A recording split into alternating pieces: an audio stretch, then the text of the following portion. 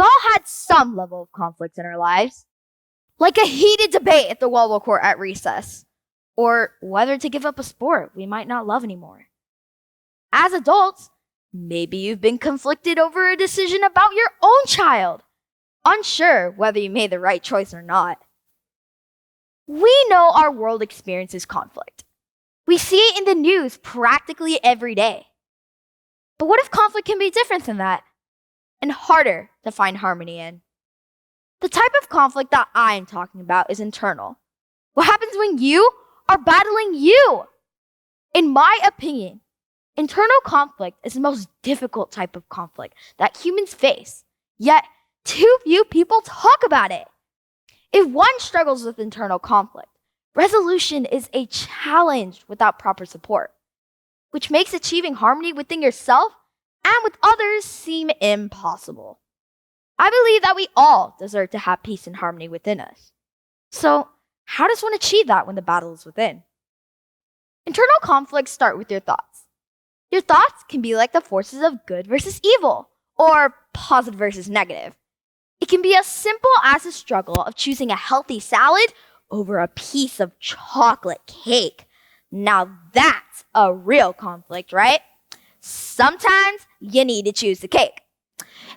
Anyways, we all have voices in our head, our conscience, our little Jiminy Cricket, who try to help us choose between right and wrong. For some, that voice is positive and supportive. For others, it's in a negative loop, constantly pessimistic about the world around them. Here's the trick. Many times, the outside world doesn't see this negative loop inside your head.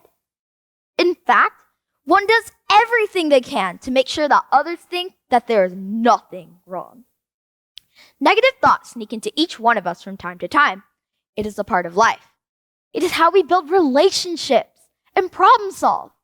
If everything was always easy, we wouldn't be able to learn and grow. But for those who struggle with stronger internal conflict, like depression, for example, have a more difficult time letting these feelings go.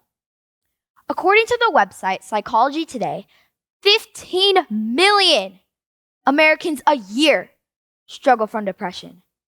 It's not just adults who struggle from depression.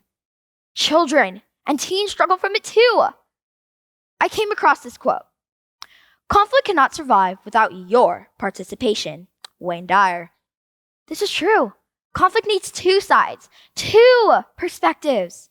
Just like you need a kindling and a spark to create a fire.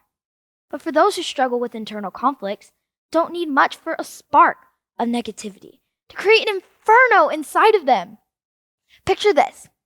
You get to school one morning and a classmate casually tells you that someone does not like you. They think they are helping you, but really it's the last thing you want to hear. You spend the rest of the morning unable to listen to what the teacher is teaching. All you can think is, do I matter? Do people even care about me? It's heartbreaking, and your mind goes to dark places. It's internal conflict at its worst. Chances are, someone in this very room has had an experience like this, or knows someone who has. So how do we help so that our internal conflicts can be resolved and harmony can be achieved? Tell someone you trust and get support. Telling someone will start the path of getting help so that you don't have to battle your internal conflicts alone. You matter. It's not selfish to reach out for help or to care for yourself. If your battle is serious, cognitive behavioral therapy is a very powerful tool. Our thoughts affect how we feel, which then affect how we act. So if your internal dialogue is negative and you're feeling hopeless, your actions will follow. Through cognitive behavioral therapy, you can train your brain to be able to recognize that your conflict can be temporary and replace negative thoughts. My favorite book series is Harry Potter. Yes, I'm a Potterhead.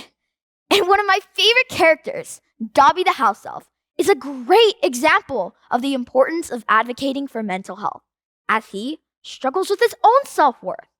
He consistently shows the behavior of self-harm and negative self-talk. Dobby doesn't tell his true feelings to anyone. Instead, he punishes himself. Don't be like Dobby. Speak up. Tell someone and get the help that you need.